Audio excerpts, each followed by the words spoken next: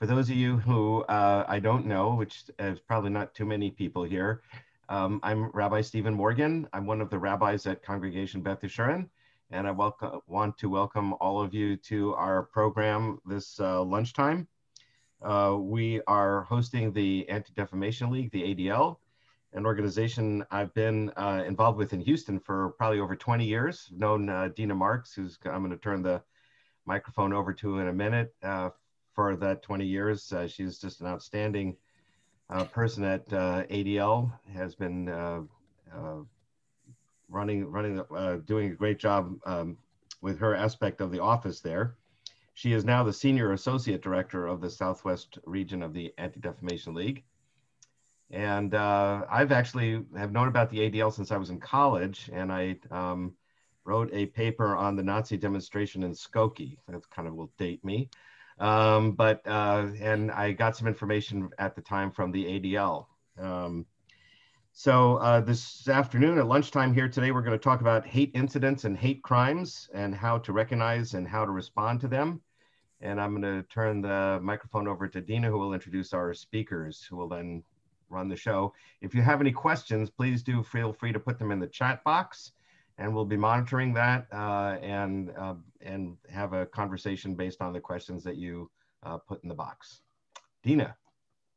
Thank you, Rabbi Morgan. And I am pleased to say that I've known you for 20 years or more, which kind of dates me, but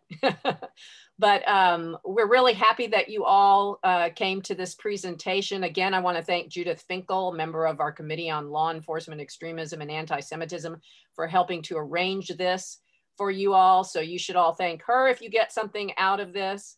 And I want to introduce two members of that committee who are going to give the presentation.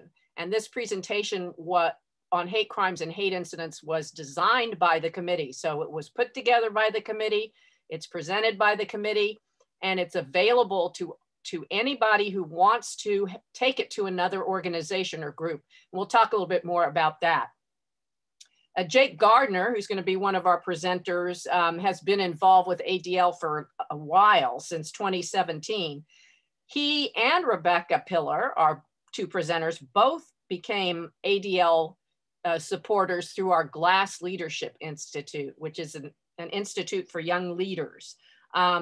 Jake is now on the regional board, and he works for Aspen Tech, selling management software to energy customers. Rebecca works for the Port of Houston. She is the in-house counsel at the Port of Houston, and she is the niece of Rabbi Rosen. So we sort of have a celebrity presenter today in Rebecca, not that Jake's not a celebrity. And also want to put a shout out to Mark Trachtenberg, who is the board chair of ADL this year. He is a member of Beth Yeshurun. So I know he's happy that we're giving this presentation to you all. So with that said, I'm going to turn my camera off, turn my microphone off, and share my screen because I have the PowerPoint. And I just want to ask everybody, you are going to be asked some questions, by the way, and we want you to respond, but please turn your microphones off or mute yourselves until you respond to questions or ask questions. So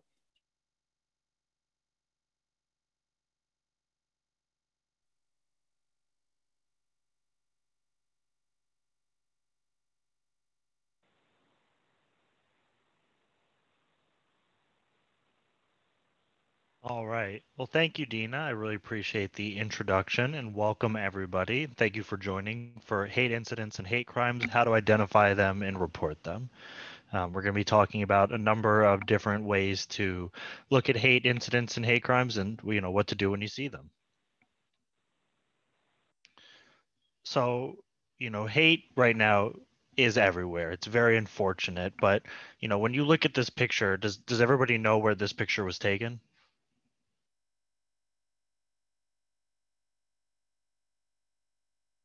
This was taken in the U.S. Capitol. So it just shows that right now, unfortunately for the ADL, business is booming is kind of the really unfortunate thing in terms of hate. So more about the ADL. Our organization was formed in 1913 by two gentlemen in a garage. It was formed as an anti-hate organization, and it was initially focused on stopping the defamation of the Jewish people, but quickly realized that unless you stop hate for all, you can't stop hate for any. So that's where the dual mission of securing justice and fair treatment for all comes from. ADL works in civil rights, hate crimes, extremism, education, just to name a few of the spaces that ADL provides support for. So one of the groups that we'll be talking about, and one of the groups that has become very prominent in the last few years, is QAnon. QAnon is this really dangerous, wide-reaching conspiracy theory that we have seen in such as the attacks at the Capitol and other places recently, such as places like certain news media has been showing QAnon stuff, and their supporters have been growing. So really where QAnon came from is it came from a website called 4chan. For those of you who are not familiar with 4chan, it is like an internet posting board, like a message board that was formed to kind of eliminate moderation. So it was anybody can talk about anything at any time. And then when extremists came onto 4chan, it shut down, was moved to 8chan, and it's become this chain of different message boards where things like hate and extremism have been given a place to thrive. So QAnon came out of there when somebody posted calling themselves Q with these cryptic predictions of things that were going to happen in the government with like the Mueller probe, the Clinton, George Soros, and it is talking about how people in the government worship Satan and all of these other really kind of crazy conspiracy theories. So next, we're going to play a voicemail that was recently sent to an institution here in Houston. So please let us know if there's anything that you cannot hear from this.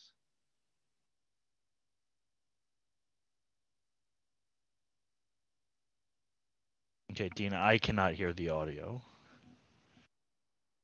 Prophecy, and people trying to validate Muslim and Jewish prophecy.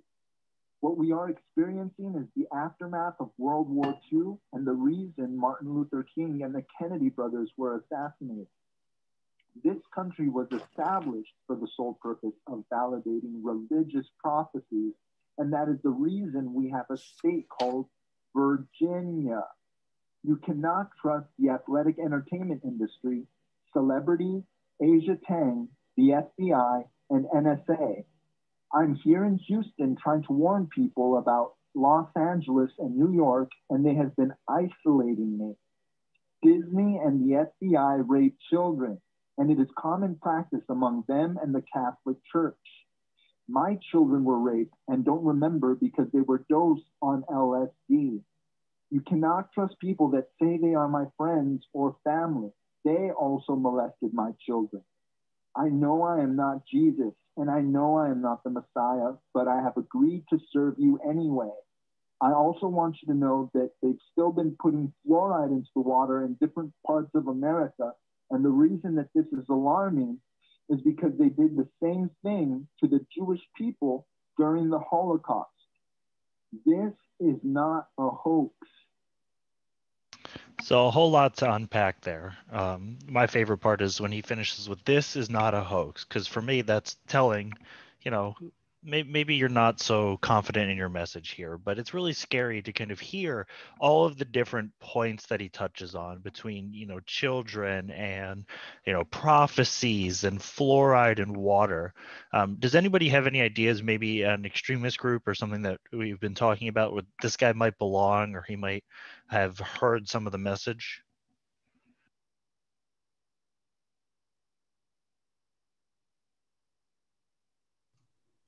Anybody have any thoughts? Wasn't child trafficking one of the QAnon deals? It was, yes. That's a very good point. So, this guy's kind of all over the place, so it's really hard to say specifically he is QAnon, but it is clear that there are some QAnon conspiracy theories, such as child trafficking, involved in this message. So just kind of, this was recently left at a voicemail of an institution here in Houston. So you know, this type of hate exists a lot online. We kind of talked about how where QAnon was formed, but this is just showing some of the stuff that pops up. So this gentleman, Brian Cornelius, has posted this, you know, poem, I guess as you could call it, of really hateful anti-Semitic kind of crazy conspiracy theory stuff, as well as a few, I believe these are Facebook or Twitter posts you can see on the right, you know, blaming Jews for 9/11 and claiming that there's a synagogue of Satan. And not pictured on this slide, you know, he also has another post from I think 2019 or 2020 talking about how he's gonna leave like a pile of bodies of Jews somewhere. So he has been violent in his threats as well as just spewing out this hate. So it is really scary to see this and understand that this stuff exists pretty broadly on the internet. You know, specifically talking about here in Texas, here's a little bit of an audit from a few years into the last few years in Texas. There have been 890 extremist incidents in Texas where white supremacist propaganda has topped that list. We'll talk a little bit later in this presentation about some of the groups who are leaving this white supremacist propaganda in Texas. But that propaganda has increased immensely from 2020 over 2019. Patriot Front, as I mentioned, is largely responsible, and we'll go more into them later in this presentation. But what's really scary is that there have been 5 recorded incidents of murder, terrorist plots connected with extremism in Texas. You know, that is a whole lot recently. The key one amongst that was the mass murder at the Walmart in El Paso. So this just kind of shows you a little bit about what's going on in Texas. And this map here in the bottom right corner of the slide is ADL's heat map. And the ADL heat map you can find on its website, all of those dots are reported hate incidents in different places around the country. So you can actually look down and drill down into different states, cities, and even look at certain regions around Houston to see what has been reported over the last few years. So if we have time at the end of the presentation, we can dive into that tool a little bit if people are interested. So I'm going to pass it off to Rebecca to take over from here. Thanks, Jake. So I think what Jake has established is that hate and extremism are unfortunately really on the rise. So here's what we're going to discuss in this presentation, and it looks like a lot, and it is, but we're going to cover it relatively quickly, and by the end, our goal is that you will know why it's important to report hate incidents and hate crimes, and you'll also know how to report it. Next slide.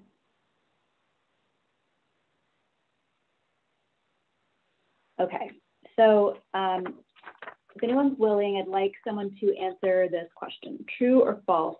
Hate crime laws criminalize free speech or thought?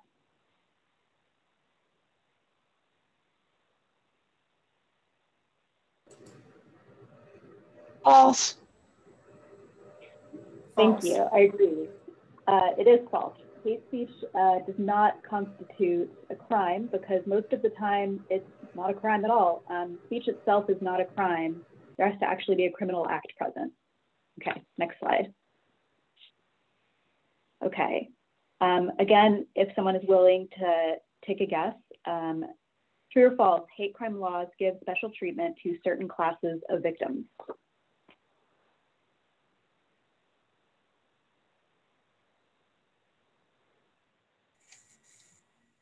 False. False. Right, that's correct. False. Hate crime laws cover everyone, and we'll see that in a minute. Next. Okay, so a hate crime must have certain elements, and hate crimes and hate incidents have certain bias indicators, and that's what we'll talk about next. So let's talk about what constitutes a hate crime. So a hate crime is going to have 4 elements or factors that you're looking for.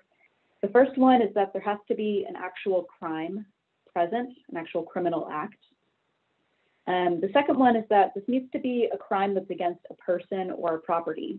So an assault is a crime against a person.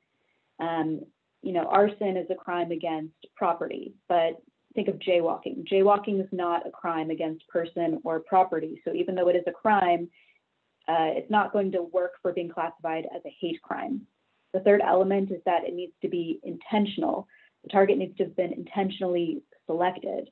And then fourth, they need to have been selected because of their identity or their perceived identity. So you need to have all four of these factors present in order for there to be a hate crime. Next.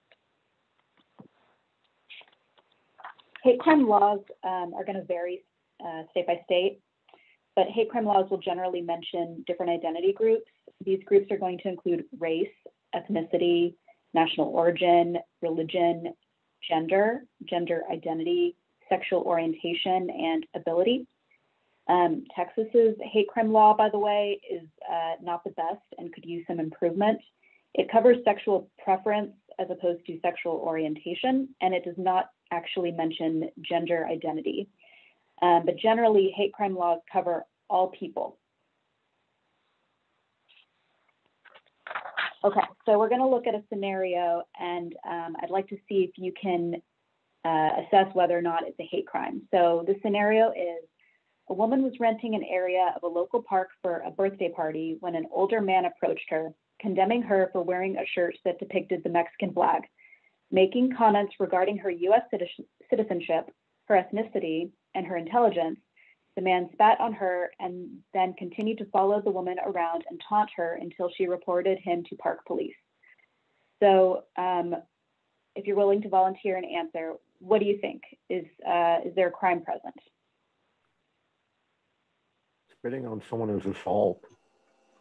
Yeah, that's right. Spitting on someone is assault. Great. And was the woman targeted intentionally because of her identity? Yes. I agree. And I think the signs of this are she was perceived as Mexican or Mexican American. So in this scenario, I think we have the elements of a hate crime. Next slide, please. Okay, we're going to look at a second scenario. Okay, several people are in the checkout line at a grocery store. One man yells at a woman in front of him, "Why aren't you wearing a mask, you Chinese carrier? You people brought this disease. Why don't you take it back with you to China?" So how about this example? Can anyone answer, is this a crime? I would say no. No. I agree. Yeah, there's not a crime there. However, there is some hate speech there. So what do you think about reporting this?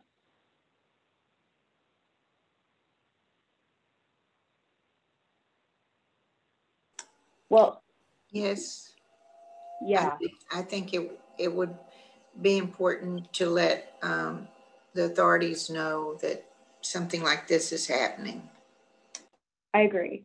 It's something that has the potential to escalate to something else. How do you distinguish, though, freedom of speech, although the speech is obviously hateful? How do you distinguish freedom of speech from calling this a hate crime? Well, this one isn't a crime. So, I mean, you're right, there is freedom of speech there. It's not a crime, but I think it should be reported as a hate incident to, for example, the ADL for purposes of collecting data and noticing hate trends. Does that make sense? No, Rebecca, if I might jump in and add to that, I think also there is speech that is a crime, and that would be a terroristic threat. So for instance, several years ago, a man called Beth Israel and threatened to blow up Beth Israel at a certain time on a certain day. And he was charged under the federal hate crime law with making a terroristic threat. So there is certain speech that is classified as a crime, but most speech is free speech and is not classified as a crime. Hey, thank you. Yeah. Thank you, Dena. That's a good point. So next slide, I'm going to hand it back over to Jake to discuss bias indicators. All right, so we've already started talking about kind of the elements of a hate crime and what goes into it. So we're going to focus in this section about bias motivation. So there are a few things that are looked at in terms of determining whether there is bias motivation in a crime to determine whether it's a hate crime. So objective facts, circumstances. Like the first example, the guy saw that the woman was wearing a shirt with the Mexican flag, and that motivated the crime of him spitting on her. So that's a clear and obvious fact and circumstance of the crime. But it's also looked, it could be looked at alone or in conjunction with other facts and circumstances, such as whether they have, let's say it's a white supremacist attack. Do they have white supremacist tattoos? Are they a part of white supremacist Facebook groups? Have they posted threats on their Facebook, social media, other places online? And then suggesting that the offender's actions were motivated in part or whole, that really shows you can have the piece of they have posted threats online, but if this specific act or the crime was not motivated by bias or prejudice, just because they have that and they have a tattoo that might say they're part of a white supremacist group, doesn't necessarily mean that that motivated this specific, whether it was an attack or whatever the crime was. So there's trespassing, against the property, but they didn't realize the property was owned by somebody who they would normally target, something like that. But really, any form of bias that can be shown leads towards that prosecution. So these are some examples of what's looked at. If you've posted online, as I said, this is just an example of some of the stuff that you can see on Twitter. If you're in possession of this hate or extremist literature, we talked about earlier how there's a lot of white supremacist propaganda here in Texas, and we'll talk more about those groups in just a little bit. But this is an example of something that you could be in possession of that might prove some of your bias. Looking at the perpetrator, do they have tattoos, clothing, jewelry, anything that would identify them as being a part of a group? Do they have hate symbols on their body? Or have they attended other hate kind of rallies, or were they, now looking at it, were they at the Capitol? Where this picture that is shown here is the Charlottesville Rally that was in 2018, I believe, that I believe everybody should be familiar with, but a bunch of kind of white supremacist people rallied in Charlottesville because I believe they were taking down a statue of Robert E. Lee.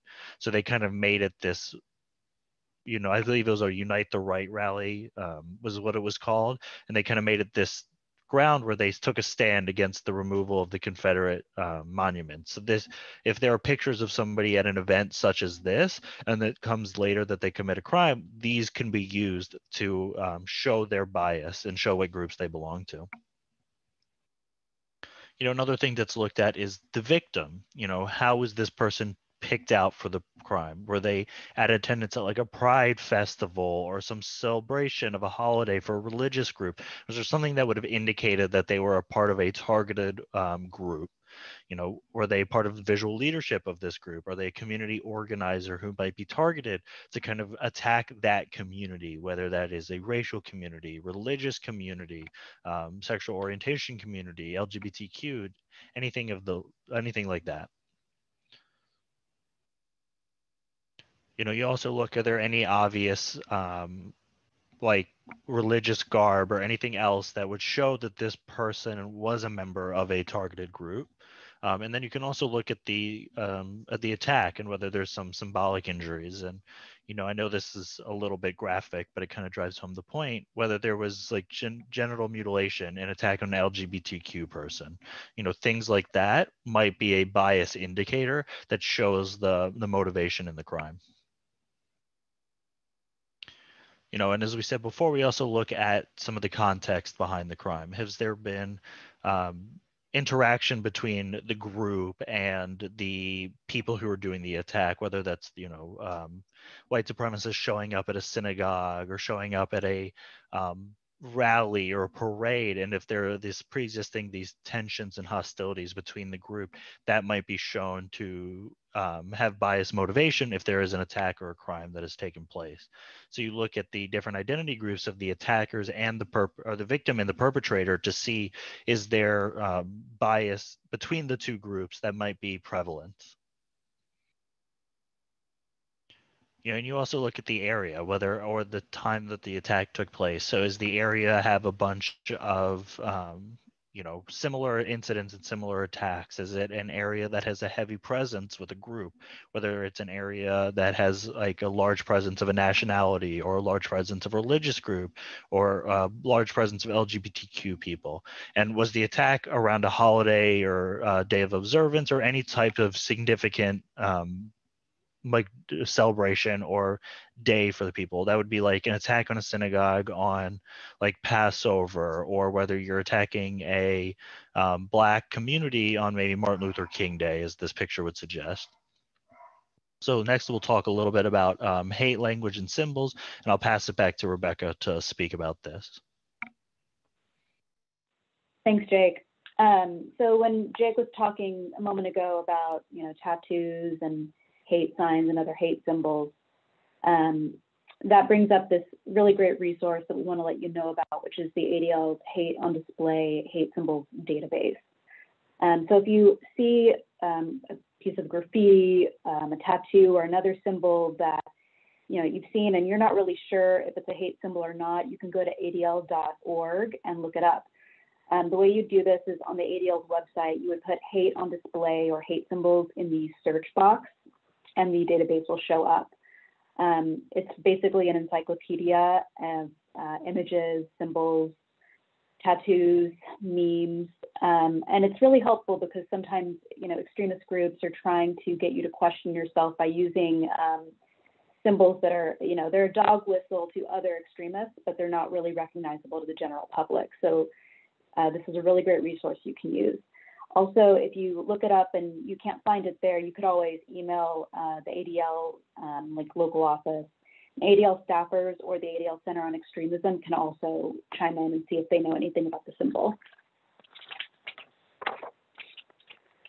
So this is just an example of what you'd see if you went to the database, and this is not the entire page on swastika. It's much longer. This is just sort of the very top of the page, but what you could expect to see there is a history of a symbol or an image, a phrase, a meme, including the context, which groups have used it, does it appear in non-hateful context. So for example, with the swastika, it has a history of it even before hate groups started appropriating it. Next slide. So one reason you might use the database is because you might see a symbol, a graffiti, a flyer in our area that was left by a hate group. So here are some hate groups whose symbols you may actually see around the Houston area. So one we're going to talk about is Patriot Front. Patriot Front is responsible for a majority of the white supremacist propaganda distribution in the state. The leader is 21-year-old Thomas Rousseau, who's the yelling gentleman on the left. He started the group in 2018 when he was 19 years old by taking over the website of a different white supremacist group. You can see some examples of some of the flyers and propaganda that they've used. Most of their activity is leaving around flyers like this or doing demonstrations like in the photo at the top. You can see some of their symbols. There's this reference to 14 words. That's a phrase that a lot of different white supremacist groups use. 14 words is this phrase about, keeping the white race alive, and it's not unique to Patriot Front, but when you see references to that, it's a white supremacist reference that appears a lot in white supremacist literature. Next slide. So another group that is active in the Houston area is the Daily Stormer Book Club.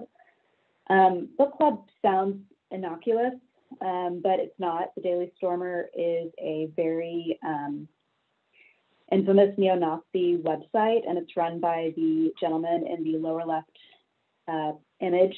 That's Andrew Anglin. You can see some examples of flyers they leave around and some propaganda. In the lower right-hand corner, that's actually an image of a flyer that they left at Congregation Emmanuel. That's a Holocaust denial flyer that they left there. The image of the bearded gentleman is their local leader. His name is Robert Ray. Sort of like Patriot Front, who they collaborate with. Most of what they do is leave distribution of flyers and stickers and things like that around Houston, and sometimes they do demonstrations as well. Next slide. So if you see a flyer around town, or you see a hate symbol, or you see a hateful banner hanging over the Southwest Freeway, how do you report it, and why should you report it? Okay, well, Reporting is really vital, and underreporting is a huge and serious problem. Reporting helps ADL and law enforcement see the trends that could reduce future hate crimes and hate incidents. It can help the ADL educate against hate, and it provides an opportunity for the community to work together with police to solve a problem that threatens all of us. So this slide shows the reporting frameworks. The FBI keeps hate crime statistics in its Uniform Crime Report, but only the statistics that are actually reported to it by law enforcement agencies around the country.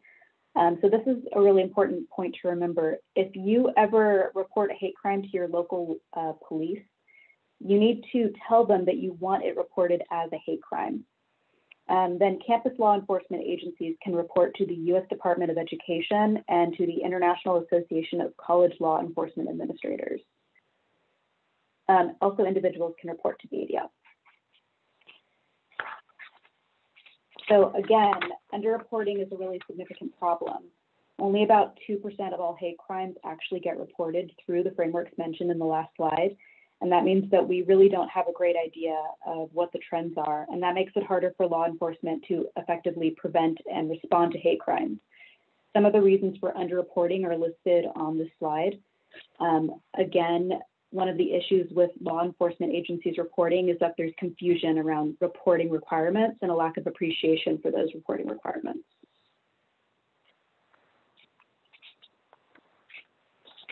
So I'm just going to run through a few different scenarios. It's really important when in doubt to just report. So for example, if an unknown individual spray painted anti-Semitic graffiti on a synagogue, even if you never tracked down the perpetrator, you should report it as a hate crime. Another scenario, if an individual yelled anti-transgender statements at a transgender woman before assaulting and battering her, it should be reported as a hate crime. If a group of teens assaulted a man they thought was gay, but they actually were mistaken, and the evidence indicated that they assaulted him on the basis of that misperception, it should be reported as a hate crime. When in doubt, it should be reported as a hate crime, and especially to the ADL. It's also important to be mindful of the many reasons why victims do not report. Victims often choose not to report to police because of low levels of trust in police, also in belief that they won't be taken seriously, and similar obstacles. They could also be uncomfortable speaking English, and they don't know that they can request a translator. Hate crime targets also are going through a lot of really complicated emotions like shame, shock, and disbelief. They may also be afraid of retaliation. So ADL and other organizations are trying to make it more comfortable for people to report. Okay. And now I'm going to turn it back over to Jake to talk about the impact of hate crime. So looking at hate crimes, there's really two ways that it there's the impact. It's in individuals, kind of as Rebecca said before. Sometimes there's shame for allowing it to happen to you, or, don't want to come forward because you don't have trust in the system. But there's also kind of the second impact is on communities. There can be really big impact on communities when a hate crime happens, especially insular communities, minority communities. There can be fear that is spread amongst the community if attacks start happening or even increased. There could be some polarization between different communities or different like racial or ethnic or nationality or religious communities in the same area. I give an example. There was a hate crime or hate incident that was out in Katy that was this, I believe a cross was burned in the yard of a Black family. And at first, the community kind of rallied behind them, but as time grew on and it necessarily didn't go away, there was still this hate kind of incident hanging over this community. There became some tension between people who wanted to see it go away, and between maybe the white and the Black community. And these things really show the lasting impact. It's not just that initial shock, it's not just who it happens to, but it can really affect entire communities, entire groups of people, and entire areas. So most importantly, how to report. That's the one thing that we really want to kind of bring home about this presentation. That is, if you see something, report it. If you know of something, report it. First and foremost, if you are in danger, you see somebody else in danger, or you see a crime in the act, please call 911 immediately. That's the first step. If you see something that you think might be a hate crime or you're not sure, feel free to call law enforcement or report it to the ADL. And then on the screen, you can see if you're reporting to the ADL, the simple form is adl.org/report incident. There's an example of it on the right side of the screen. And you can go in and put the information about the incident and trust that ADL will only use the information how you choose. So ADL might reach out to you, but otherwise we can keep you anonymous through the process and make sure that your information is handled in a sensitive way. People who might not be comfortable or familiar with the ADL, or as Rebecca said, people who might not have proficiency in English or afraid of immigration status can go to the Mexican consulate if that is a resource that they're more trusting. And then same thing with the Montrose Center or the Gay and Lesbian Switchboard. If people feel more comfortable with these reporting to these groups, they are more than welcome to do so. We always encourage people to report to the ADL, but just reporting in general is really important. It doesn't matter to which group. And I do know that there are other groups in Houston that also you can report to. So if you know of another group and you feel comfortable with them, feel free to report to them, or please report to them as well. And then I want to talk a little bit about the ADL Pyramid of Hate. So if you know ADL, you've probably seen this before, but it really kind of drives home why this is important. So starting at the bottom, there's biased attitudes, it's stereotyping, fear of differences, and justifying these bias by seeking your like-minded people. This is where it kind of starts, with groups of people coming together to confirm their biases. And then that escalates into active biases when there are insensitive language and remarks, cultural appropriation, bullying, slurs. And if it's not stopped there, it grows to systemic discrimination, with criminal justice disparities, housing segregation, wage disparities. And if it's not stopped there, it goes into bias motivated violence. And if it's not stopped there, it can go to genocide. So this is just kind of shows you how these small incidents can really escalate if left unreported and left unchecked, and really why it's so important, as Rebecca said before, to make sure that these communities can be serviced by whether that's law enforcement or other organizations that can come in and help and prevent the pyramid of hate from escalating, from it going from biased attitudes all the way up to genocide. And then I'll give it back to Rebecca to finish this off. Okay, so just to reiterate what Jake said, we really can't stress it enough. Please, if you are ever part of a hate crime or hate victim, please report. The form for the ADL's reporting is on its website, and the link is here on the slide. We can really assure you that the ADL is not going to use your information in any way that you haven't authorized. And then I also want to say that we need you to help us. So please spread the word about this presentation, because we'd love to present it to other groups. So other religious groups, other community groups, other neighborhood groups. We really want to spread the word about how to report hate crimes, because this really is a community-wide problem. And for communities that don't fully understand how or why reporting is important, or who haven't seen reporting work, it's really important to show them that reporting is valuable, and to show them that there are definitely routes for them to report hate crimes and hate incidents to the ADL and to law enforcement.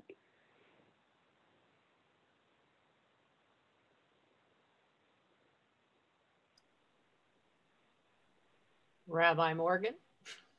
Okay, so I put in the chat box, if anybody would like to ask a question, you're welcome to put questions in the chat box, or, we only have, it looks like 19 participants, so if you'd like to just jump on, you can unmute yourself and ask the question. One question I think I'd like to start with is,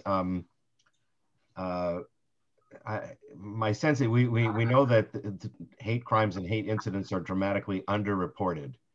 And I'm wondering if particularly hate crimes against African Americans or Asian Americans now are like the percentages that we say about how many what percentage of hate crimes or hate incidents are against African Americans or Asian Americans, if those percentages aren't somewhat skewed by the fact that those communities may be more reluctant to report them as hate crimes than, say, we are. Like Jews are, like, we're now we've had centuries of experience, and so we're hypersensitive and will report a hate crime, and we're more likely to report one, let's say, than other groups. But do you think that other groups they're underrepresented because they're not as insistent that these things get reported as hate crimes?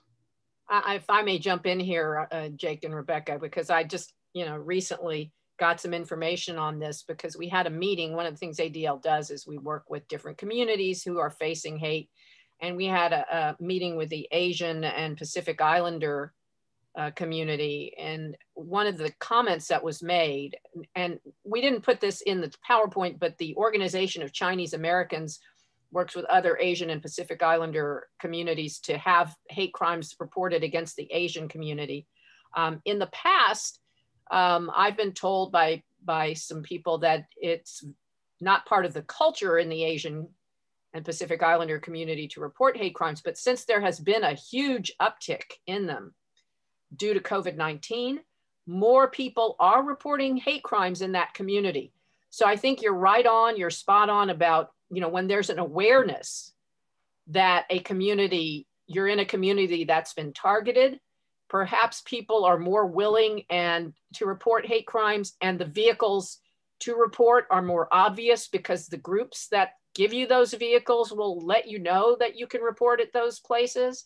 And to your point about the African American community, not all the hate crimes statistics, I believe, are underreported. So I think you're right about that.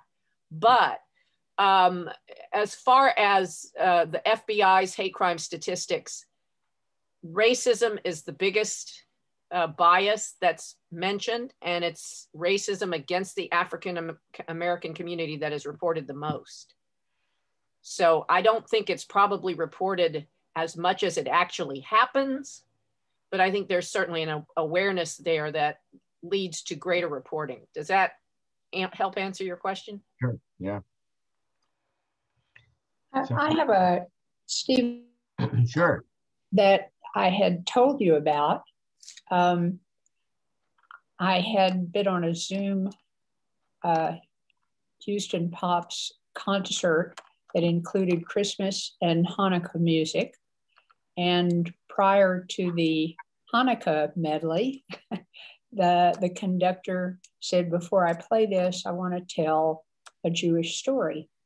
And then he proceeded to tell a joke that had nothing to do with Hanukkah and everything to do with stereotyping, probably mainly stereotyping Jewish women. And someone said you should report this to the ADL. I did not. I wrote a letter addressed to the executive director of the symphony and the president and chair of the board, who were two different men.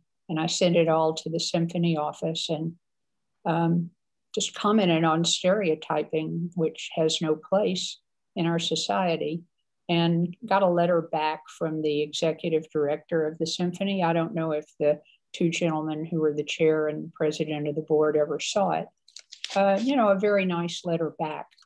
That wasn't a hate crime, but it really offended me. So I'd like some comment on that. I would think that's not anything to report to the ADL, but it is something to address. But I'd like some input. Well, not to contradict you, but you do need to report those kinds of incidents to ADL, because you may not know this, but you can find it on our website. Every year, ADL has an audit of anti-Semitic incidents. Okay. And in addition to that, we have an anti-Semitic incident tracker, which tracks anti-Semitic incidents across the country. So Jake was telling you about the heat map. anti-Semitic incidents are on that heat map, but we also have the anti-Semitic incident tracker. So those, we need help from people like you who, I mean, I wasn't at that concert, so I didn't hear that comment. If I had heard that joke or comment, I would have filed it as a report in our anti-Semitic incidents. I think what you did writing to the symphony is really great. And normally when you report something, just to drill down a little bit more in that, and I'm sorry to take over from Jake and Rebecca, but since I'm the staff member and they're very helpful lay leaders, I handle these incidents a lot. What will happen is you'll get an email back that will say, we've received your report. And in the report, you're asked what kind of remedy you want. You might have, had you made that report, you might have said, I'm going to write to the symphony, or I want you to contact the symphony. We will discuss what you have said you want as your remedy and get back to you. But normally in a situation like that, we would have advised you to advocate the way that you did. So you absolutely did the right thing writing to the symphony. I would only ask that when you hear an anti-Semitic comment or joke, or you see an anti-Semitic incident, doesn't have to be a crime, that you report it to ADL, because that helps us see trends. And as Jake and Rebecca said, when you see trends in hate incidents, they can often escalate into crimes. You know, Jake was very good at showing you the pyramid of hate and how that works. So it's very important to us to have that information. Okay, that's good to know. Thank you. So would I report this to you or to the Houston ADL? Or yeah, it will come the way it works. So when did this happen exactly? Well, it was the concert on December 19th of last year. Okay. What you would do is you would go to adl.org/report incident. We had a slide with that. If you need that information, I can put it in the chat for you. But you go to adl.org report incident/report incident, and there's a form that you fill out. And when you fill out that form, it will ask you where you are, and then it'll send to our office. So it'll come directly to our office, but it's a national website form. Okay. Is that helpful? Yeah, thank you so much. You're welcome. And I'd just like to add on that, another reason that it is nice when that stuff is reported is you might not have been the only one who felt that way about what was said at the concert. So if there were other reports that came into the ADL, then the ADL could then go to the symphony and say, you know, we received multiple reports, not just one, and that could make the symphony, you know, more understand kind of what happened, or kind of, you know, light a fire under them to make some changes.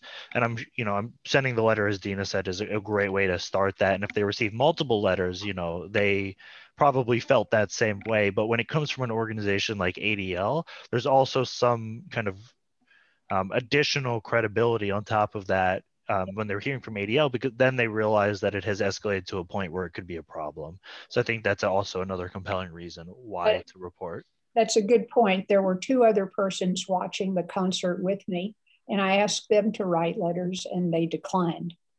I happened to tell Dan Musher about the incident. He was not at the concert, but he said that he would write a letter. So to my knowledge, I don't know if any other Jewish person watching, but maybe they got two letters, but you make a good point. Thank you, Jake. Yes, of course. Well, and if they felt more comfortable reporting to the ADL instead of writing a letter, that would also be helpful. Yeah, and I want to remark on what you said about you asked two people to report it and they declined. You know, there are a lot of reasons why, Rebecca was talking about a lot of reasons why people don't report hate crimes. And some of it has to do with their personal reaction to it. And that's understandable. Hate crime victims or hate incident victims go through all these different emotions, and they don't report for whatever reason. So I'm not going to judge them for not reporting. But again, you did the right thing sending a letter. That was really great. Thanks for the input. Hi, this is Karen Buckhold. I'm curious if they even apologized. You're asking, did the symphony? Yes. Did the response apologize? In a roundabout sort of way. just saying that it's never our intent and we never operate that way. I don't think that there was a specific I'm sorry or I apologize, but sort of in a roundabout sort of way. I think one of the things that this particular, so this was a joke that Jewish people might tell amongst themselves, but you know how that works when somebody else tells the joke, it's not as funny. And I think that's something that also we should also be a little sensitive to in our own conversations with friends or other people, that we should be sensitive to that issue as well when we're talking about another group, right? Or telling a joke that might be okay if two members of that group told it, but not so good if we're telling the joke. There's a question here in the chat box about anti-Semitism on college campuses being escalated and perhaps some Jews feeling more intimidated and not necessarily, some Jews anyway, feeling they don't want to express their identity publicly for fear of response. Is there any, has the ADL been monitoring college incidents of anti-Semitism on college campuses? And if so, what's happening with that? Well, right now there's not a lot going on because a lot of colleges aren't meeting in person, you know? That's true. So that's the short answer for right now, what's current. But in the past, that's exactly what's been going on. And there has been some escalation of that. The University of Houston, Hillel students contacted us a couple of years ago. And it was heartbreaking because they said, you know, I don't like to wear my kippah on campus. I don't do that anymore. I don't wear my Star of David. The Israel Fellow for Hillel wanted to order some t-shirts that had something in Hebrew on them, and the students wouldn't let her do that because they didn't want to be outwardly known as Jewish because they were being verbally attacked as they walked across campus. So that does happen. It did escalate for a while, but I guess one of the few things that COVID-19 did that made things easier for some people was it kept students from being on campus. And so Jewish students don't face that right now as much as they used to. Now, online hate, there's probably a lot of that, but I don't know that we've seen a huge report of university related online hate. There's certainly a lot of blame for COVID-19. Jews are being blamed for COVID-19 as well as the Asian and Pacific Islander community. Yeah. Another question in the chat box related to the Black Lives Matter movement. And I know that certainly a few years ago, there was in the platform on one of the websites, there was some anti-Israel. So I haven't seen that lately. And I don't know what the current situation is with Black Lives Matter. Generally, we do, so I mean, I do anyway, I support people who are trying to promote the welfare of African-American communities. So, and that's primarily what Black Lives Matter does, but perhaps some of their leaders are continuing to have some anti-Semitic elements. Have you had any experience with that in ADL? Has ADL reached out to any of those leaders, if they have expressed such ideas, to sort of try and explain why it's hurtful to us? Yes. That's the short answer. Yes. It's a very complicated, as you have pointed out, Rabbi Morgan, it's a complicated issue. Certainly ADL supports everyone being treated equally and fairly. The platform, as you mentioned, of Black Lives Matter has had some anti-Israel rhetoric in it. That doesn't mean we don't support a lot of what Black Lives Matter does, but certainly since we advocate for a secure Israel, we don't support that part of their platform. Is that helpful? Yeah, I guess, how would you recommend? I mean, one of the things I've heard is effective, and there's been many incidents of this reported in the news media where somebody will say something that's offensive and then a Jewish leader will invite them over for Shabbat dinner, or, otherwise reach out to them and explain why that particular remark is offensive to us. And usually that seems to work. What has been your experience? Well, I don't know. I'm going to let Jake and Rebecca, if they want to answer this, let them answer. But my experience is you're right. Short answer. You guys want to weigh in or anything? I mean, I think that the reason there are misunderstandings in a lot of cases is ignorance. People just don't know each other. We had an incident probably shortly after you and I met, Rabbi Morgan, years and years ago, where the Houston Sports Association was looking at contracts for stadiums. And there was a woman on the Sports Association board who they were doing some negotiating. And this woman said something about, well, we're going to Jew them down, talking about the people that they were negotiating with. And so we reached out to her and we said, that's an offensive term. And we explained to her why, because of the protocols of the Elders of Zion and all the anti-Semitic tropes and so on. And she said, I had no idea. She said she grew up in the Philippines. This was a common way that people expressed themselves when they were talking about bargaining. She had no idea it was offensive. And she even started crying. And, but we didn't come at her with, this is offensive. We said, we just want to explain to you why this term, some people objected to you using that term. And after that, as far as I know, she never used it again. And we sort of gave her a little bit of an awakening as to how it could be offensive. So I think you're right on point when you say, invite somebody over for Shabbat dinner and talk to them about why certain things they say or support might be problematic for you. And just to add on, I've had that same exact personal experience with that same phrase where I had to explain to a state trooper why what he said was offensive to somebody else. And he also was like, he had lived in Southwest Virginia his whole life. And me and the person he offended were probably the only Jewish people he'd ever met. And he had no idea that phrase was offensive. So, it's not uncommon and it can be very helpful. I think it just that simple explanation. I haven't seen a consistent trend of anti-Semitism in the Black Lives Matter movement. Maybe I haven't seen what you've seen. I've seen anti-Israel sentiment and I've seen some instances of anti-Semitism, but I haven't seen a consistent anti-Semitic perspective. And so I wouldn't want to let individual leaders or individual participants in the movement discount all the good the movement has done, if that makes sense. Yes. There was another question in the chat that I wanted to make sure got asked as well.